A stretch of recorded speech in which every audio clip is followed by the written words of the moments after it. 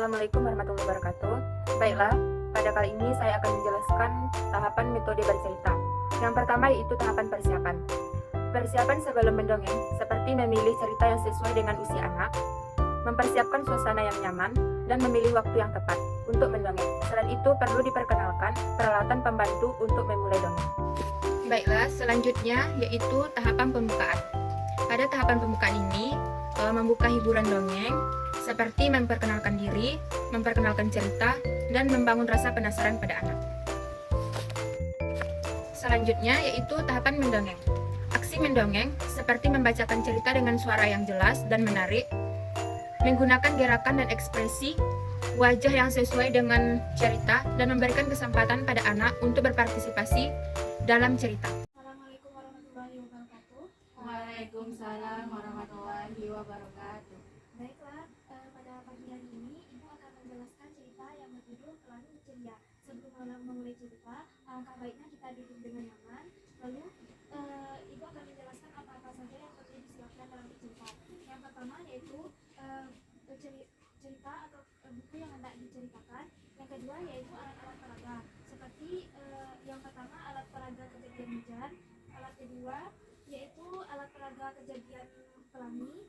Yang ketiga alat peraga berupa tokoh tokoh. Yang pertama buaya, yang kedua katak, yang ketiga ikan, dan yang terakhir adalah bebek. Sebelum memulai cerita, Ibu akan menjelaskan dan menerangkan setiap tokoh-tokoh di dalam cerita. Yang pertama yaitu bebek. Siapa yang tahu di sini apa itu bebek? Saya Bu. Silakan kepada Sakinah.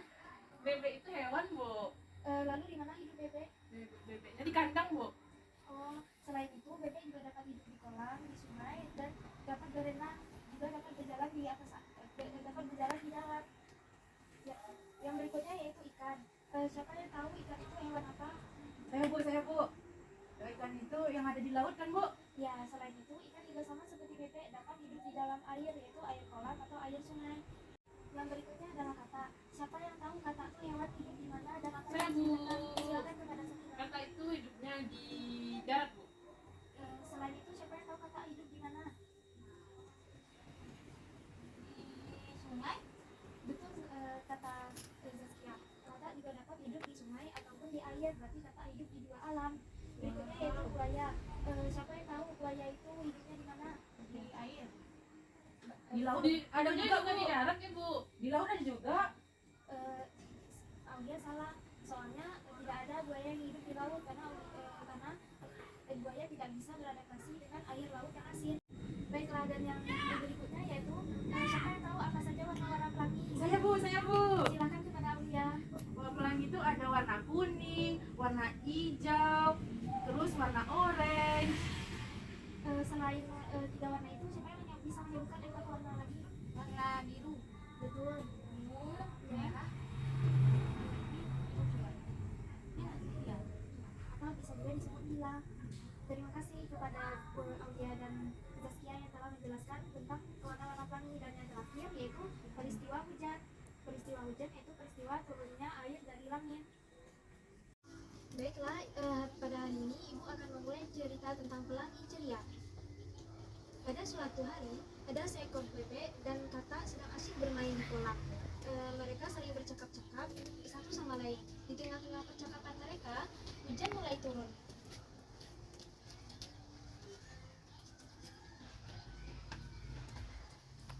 Hujan mulai turun dan membawa serta gemuruh dan air dari langit. Katak dan bebek semakin senang. Mereka bermain-main selama hujan. Tak lama kemudian, hujan pun reda. Katak dan bebek kemudian melihat ke langit dan mereka tidak menyangka telah muncul pelangi di langit.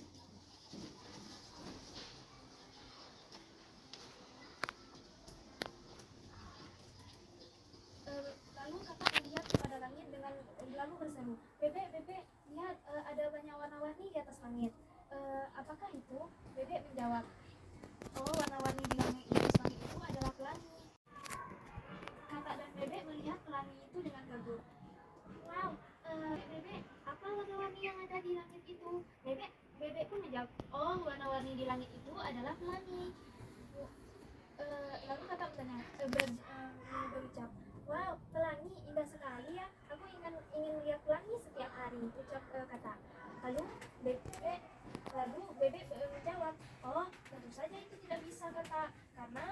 hanya muncul sebentar saja, pasti sebentar lagi pelangi akan hilang.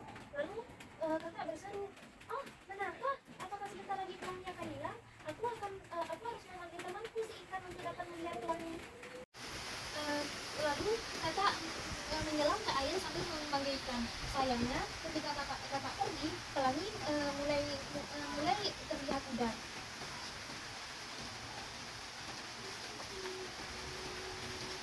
Ikan, ayo kemarilah. Ada cahaya indah di langit. Lalu ikan pun muncul. Hah? Cahaya indah apa? Aku tidak melihat apa-apa. Ya, pelanginya sudah hilang, kata bebek dan kakak berbarengan. Hah? Pelangi sudah hilang? Mana pelanginya? Aku ingin melihat pelangi itu. Lalu ikan bersedih hingga terdengar di sepanjang kolam. Tak lama kemudian datanglah buaya. Oh, kenapa si ikan bersedih? Apakah kalian bertengkar? Lalu kakak menjawab, tidak buaya, kakak tidak bersedih karena kita bertengkar, tapi karena ikan tidak dapat melihat pelangi, ucap kakak. Oh, begitu.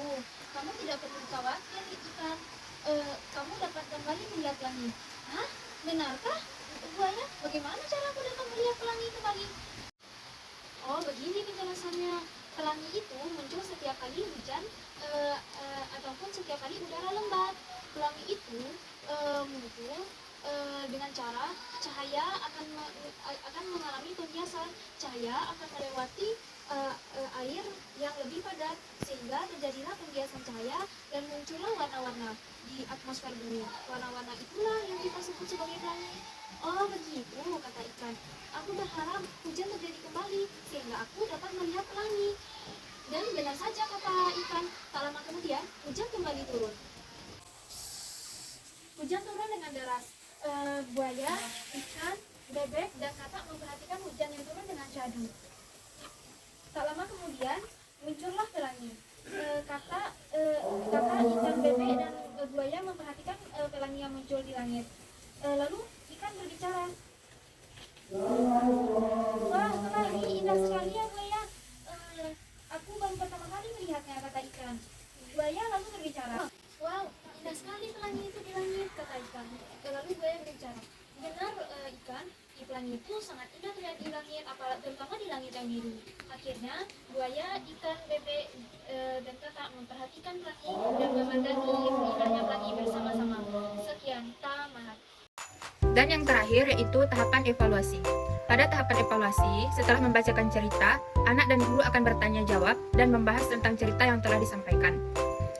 Apa yang dapat diketahui dari cerita yang telah disampaikan dan apa kejadian sains yang setelah kita ketahui dari cerita tersebut. Baiklah, dari cerita yang kita dengar tadi anak-anak, siapa yang bisa menjelaskan tentang apa kita bercerita? Aku Bu, Baik, kepada Sakina, ayo jelaskan tentang apa? tentang pelangi dan hujan Bu. Betul, selain itu, Tentang ikan nih Bu. betul juga. Lalu untuk Aulia, Tentang buaya Bu. betul juga. Selain kita mengetahui nama hewan-hewan, kita juga dapat mengetahui bahwa jenis-jenis hewan-hewan yang dapat hidup di air, dapat hidup di darat, dan dapat hidup di air dan di darat. Selain itu, kita juga dapat mengetahui bahwa pelangi itu munculnya dari mana. Baiklah, apakah anak-anak ada yang ingin ditanyakan ke Ibu pada siang hari ini? Saya Bu. Baiklah, silakan kepada Aulia. Gimana sih Bu?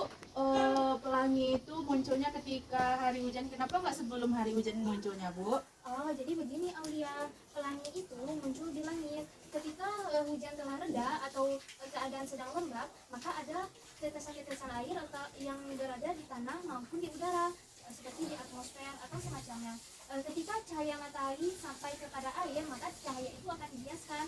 Setelah cahaya dibiaskan, cahaya akan berubah menjadi 7 warna pelangi dan muncullah 7 warna pelangi di atmosfer atau di langit kita. Begitu Aulia. Oh begitu ya Bu. Baiklah, selain Aulia, apakah masih ada yang ingin bertanya? Ibu Zaskia mau tanya, kenapa ya Bu ikan itu bisa bernapas di air? Jadi begini Zaskia, mengapa ikan bisa bernafas di air? Karena ikan menggunakan insang. Jadi ikan itu meminum air dan dikeluarkan lewat insangnya. Dari meminum air itulah ikan menyaring oksigen yang didapat dari dalam air. Sekian jawabannya.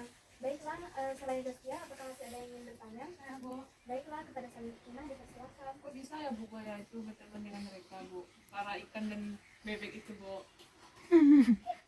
Jadi begini Sakinah, karena ibu sedang menjelaskan tentang cerita fabel. Jadi cerita fabel itu mungkin berbeda dengan dunia nyata, tapi pada cerita fabel bisa saja hewan-hewan itu berteman satu sama lain. Begitu Sakinah.